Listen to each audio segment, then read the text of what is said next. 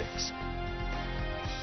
Hi, everyone. Thanks for joining us tonight. I'm Elizabeth Watts. Good evening. I'm Rob Quirk, and first up at 6, preparing for what could be a very down day, as this week we mark the one-year anniversary of the Planned Parenthood shooting. The city of Colorado Springs, along with the police department, have released a public service announcement noting the day. And even though it has been a year since the tragedy, it directs people to resources for crisis support. News 5's Bill Folsom live in studio looking at what's behind this message. Bill?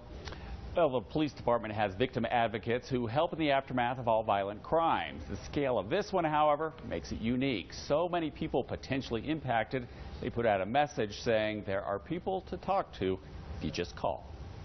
Season marks 1 year since the tragic shooting. A video message remembering those who lost their lives during the Planned Parenthood standoff. It thanks first responders and suggests there may still be people dealing with crisis caused by the attack. And to offer help and support to anyone still coping with these events. A lot of emotions can start to resurface. Marty Dennis is part of the Victim Advocacy Unit with Colorado Springs Police. During and after the attacks last year, advocates offered support to victims, first responders, witnesses, neighbors, also some who felt like this was an attack on the community.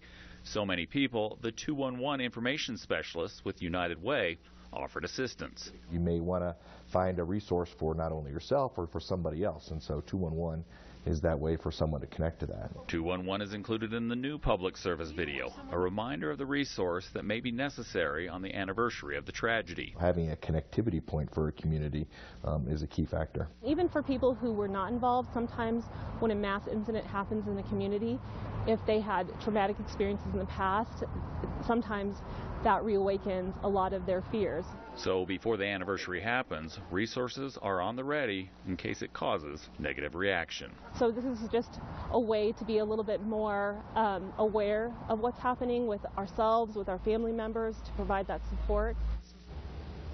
Now, it's not on the exact anniversary date, but next Monday at the first basketball game of the season, UCCS is marking the anniversary and remembering Officer Garrett Swayze, who was killed during the attack. Rob? Bill, thank you. Tough day and a tough year for so many. Our thoughts with those families of the victims tonight.